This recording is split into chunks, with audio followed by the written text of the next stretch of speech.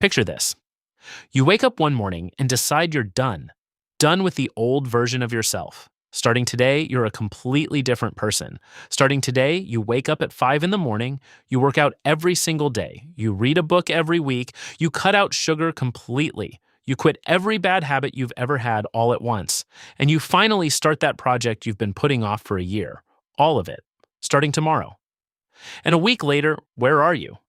Most of the time, you're right back where you started. Same old routine, same old feeling, that quiet voice telling you, I just don't have the willpower. I'm not disciplined enough. But here's something that might completely change the way you see this. The problem was never your willpower.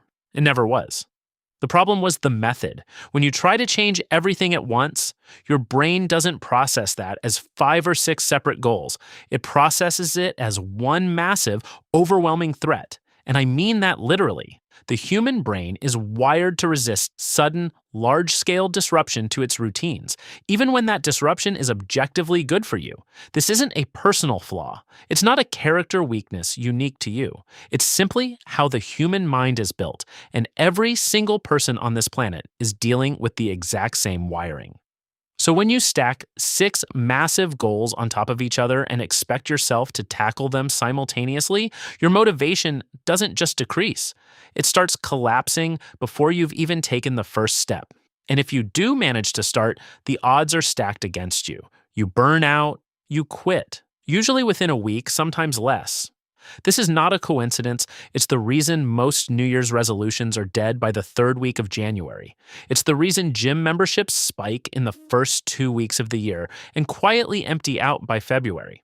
It's not that people are lazy or weak, it's that they're using a strategy that was never designed to work in the first place.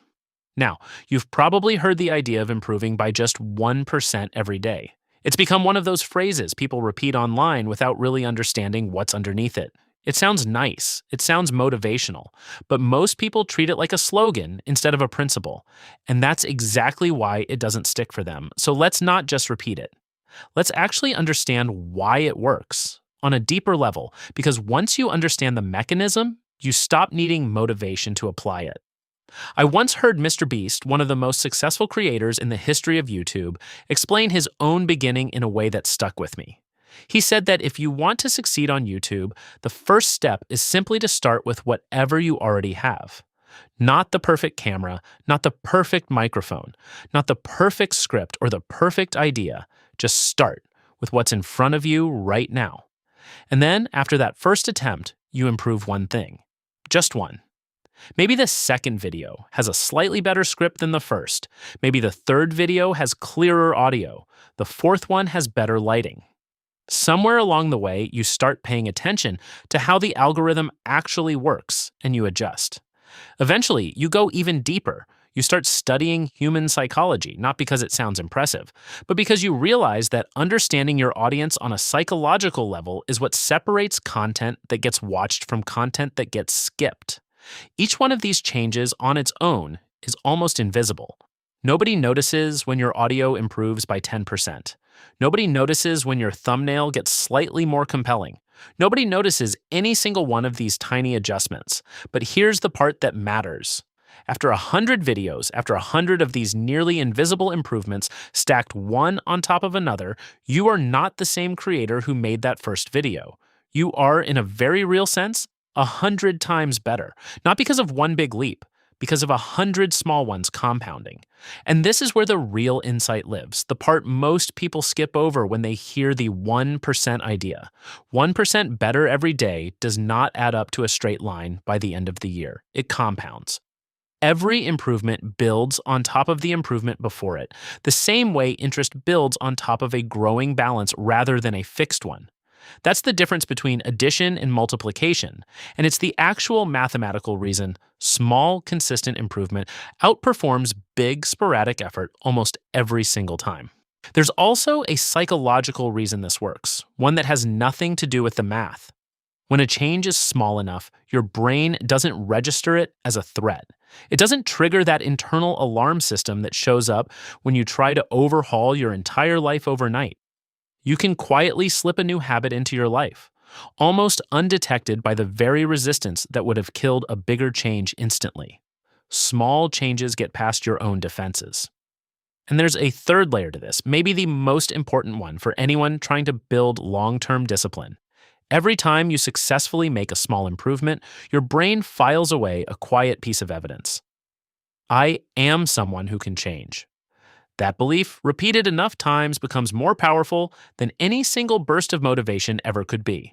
Motivation is unreliable. It shows up when it wants to and disappears exactly when you need it most. But a track record of small wins builds something motivation can't touch: identity.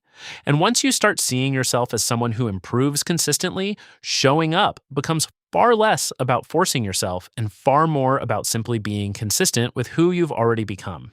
This applies far beyond YouTube, obviously. It applies to fitness, where trying to overhaul your diet, your training, your sleep, and your supplementation all in the same week is a near guaranteed path to giving up by day 10.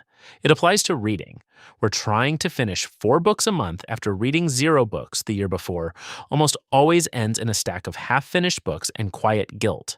It applies to relationships, to skill building, to healing from old patterns, to literally anything that requires sustained effort over time rather than one dramatic moment of change.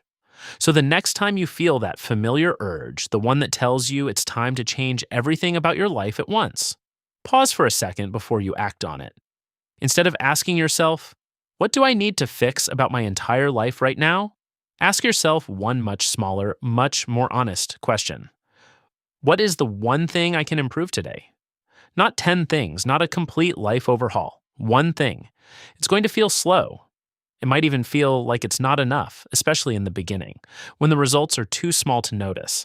But don't underestimate what small, consistent improvement actually does over time, because it compounds far faster and far more powerfully than most people ever expect. You don't need to become a completely different person by tomorrow morning. You don't need 6 new habits, a new schedule, and a new identity by next Monday. You just need to be, today, about 1% better than you were yesterday. That's genuinely all it takes.